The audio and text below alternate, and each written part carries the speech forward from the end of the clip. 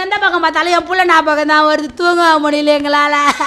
புள்ளைய வெள்ளிக்கிழமை காலையில் 9 மணிக்கு பைக்கில் ஸ்கூட்டியில் வச்சுட்டு போயிட்டு ஸ்கூலில் விட்டு வந்தேன்னா லஞ்செலாம் ஒரு இடையே கொடுத்துருவோம். காலையிலே கொடுத்து விட்டோம்.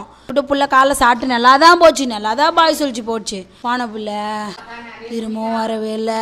முள்ள இறந்ததே தெரியாமல் 1 மணிக்கு 1:30 மணிக்கு சாப்பிட்டுக்கிறேன் நான். பாவி பிள்ளை இறந்ததே எங்களுக்கு தெரியாது. 11 மணிக்கே அடிச்சு சாவடிச்சுட்டுக்கிறாங்க.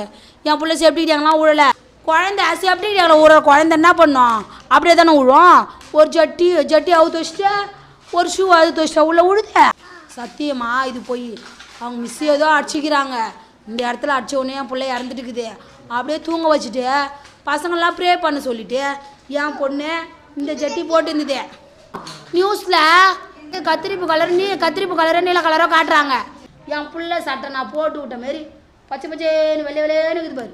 சேரு ஒரு அழுக்குக்குதா பாரு. இது சேஃப்டிக்கிட்டாங்களா உங்க துணியா பாருக்கா காட்டுங்க. என் பிள்ளை உடம்புல ஒரே ஒரு காயம் இல்லை. நான் என் பள்ளி குழு பாட்டி பொட்டு வச்சு அனுப்பின மாதிரி அதேமாரியே போஸ்ட்மார்ட்டம் பண்ணி வந்துக்குது என் பிள்ளை.